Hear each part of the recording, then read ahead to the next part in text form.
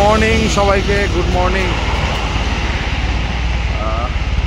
এটা দেখলে যদিও এখন কেউ বলতে পারবে না যে এটা মর্নিং। সকাল 7টা বাজতে চললো, এখনও অন্ধকার, পুরো অন্ধকার রয়েছে জায়গাটা। আমরা বেরিয়েছি মুম্বাই দর্শনে। এসছি আমরা মুভি ম্যাক্সে, ইটার্নিটি মলে, থানের। এখান থেকেই বাসটা ছাড়বে। তো এত ভোরবেলা 7টার সময় এসছি, বাট পুরো অন্ধকার জায়গাটা। এখনও পর্যন্ত সকালে সূর্যের আলো দেখতে পাচ্ছি না। তো সকাল সকাল বেরিয়ে এসেছি আমি আর তামসী।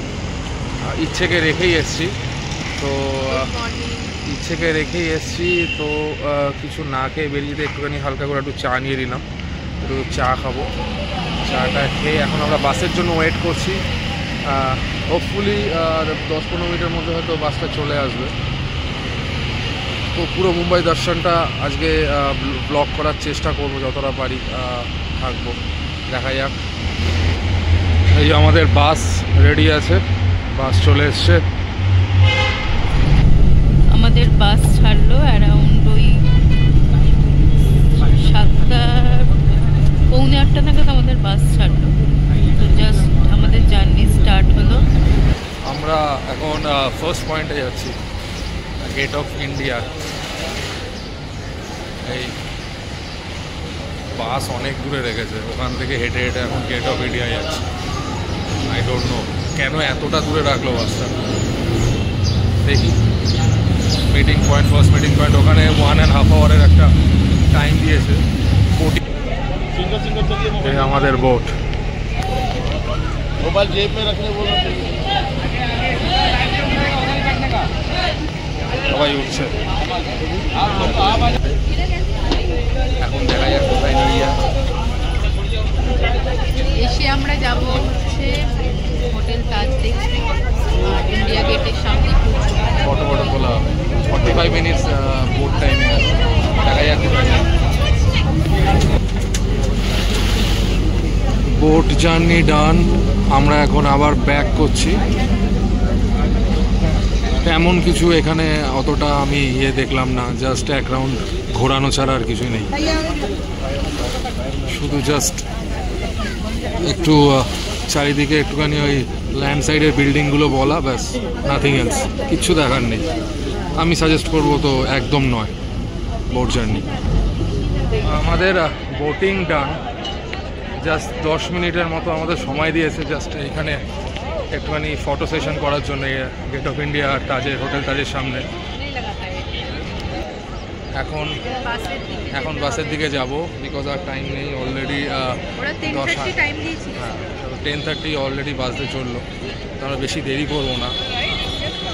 এরপরের কোথায় যাবে আমি জানি না, সিরিয়াল ওয়াইজ একটা জায়গায় নিয়ে যাবে। বাট ফটো সেশন ছাড়া এই স্পটে আর কিছু নেই আমার অ্যাজ এ হোল, যা মনে হলো। ফটো সেশন ছাড়া আর এই স্পটে আর কিছু করার নেই।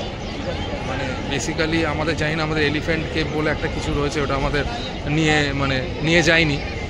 ওটা ইনক্লুড না আমি পরে জিজ্ঞাসা করলে বুঝতে পারবো। এটা আমাদের সেকেন্ড স্পট, একটা মিউজিয়াম, হেরিটেজ মিউজিয়াম। আমরা মিউজিয়ামে এখন ঢুকলাম।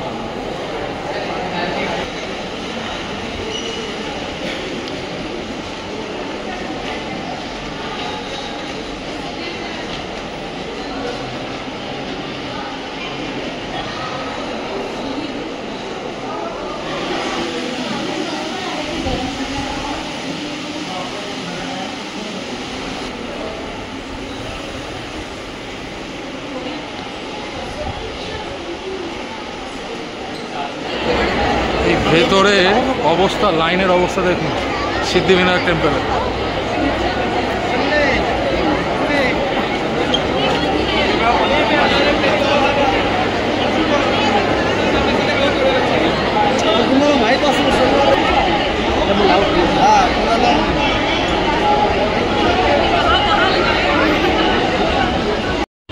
আমরা সিদ্ধিবিনায়কও আমরা ভিজিট করতে পারলাম না, মহালক্ষ্মী টেম্পেলও আমরা ভিজিট করতে পারলাম না।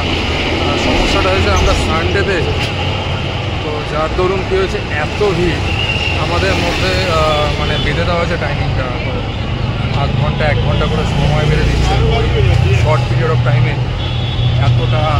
বাস এড়িয়ে আমরা মানে পিক আপ পয়েন্টে আসতে পারবো না দেখি। এছাড়া আফটার আপনার ওই তাজের পয়েন্ট থেকে এই অ্যাজ অফ নাও যতটা এসছি, কিছু একটা হ্যাঙ্গিং গার্ডেন ছিল, just like a normal park, কোনো রকম মানে তার মধ্যে কিচ্ছু ছিল না। আমি জানি না কেন এইগুলো অ্যাডিশন ইয়েতে রাখে, মানে লিস্টে রাখে। তারপরে একটা 11D একটা শো ছিল, একদম একদম মানে নেওয়া যাচ্ছিল না, সিম্পলি নেওয়া যাচ্ছিল না। কিসের জন্য টাকাগুলো মানে বেকার দেওয়া। আমি সাজেস্ট করবো তো সিদ্ধিবিনায়ক টেম্পলে এরকমভাবে কোনো ট্যুরিস্ট গাইডের সাথে মানে অপারেটারের সাথে না এসে পার্সোনালি আসা, তাহলে অ্যাটলিস্ট হাতে সময় নিয়ে আসলে ভিজিট করা যাবে, বাবাকে দেখা যাবে, পুজো দেওয়া যাবে যারা যারা পুজো দিতে চান। আপাতত দেখি আমরা আমাদের মহালক্ষ্মী মন্দিরেও লাইন প্রায় 2 কিলোমিটার অবধি লাইন ছিল, তো ওখানে তো ওই সময়ের মধ্যে তো আসা সম্ভব না। নেহেরু সায়েন্স মিউজিয়াম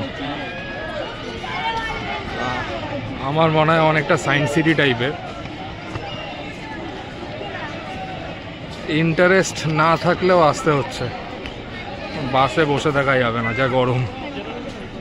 দেখি ভেতরে কি আছে, দেখা যাবে। আমরা এখন নেহেরু সায়েন্স মিউজিয়ামে, nothing to say, just normal একটা সায়েন্স মিউজিয়াম যেরকম হয় সেরকম, বেশি কিছু মানে এখানে ভিডিওগ্রাফি করাও যাবে না, এত সাউন্ড হচ্ছে, এত কিছু হচ্ছে।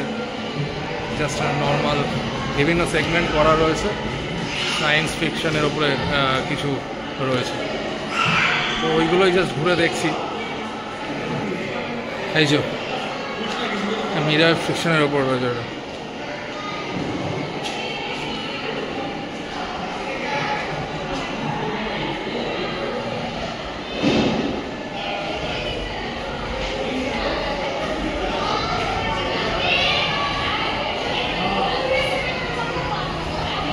ইমেজের ওপর এগুলো সব।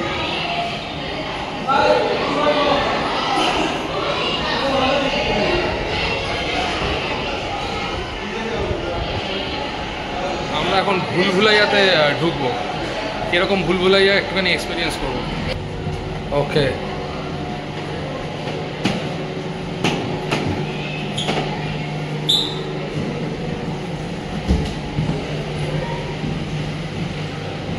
এটা ভুলভুলাইয়া। কোথা দিয়ে ঢুকবে কোথা দিয়ে বেরোবে বুঝতে পারবে না, তাই তো?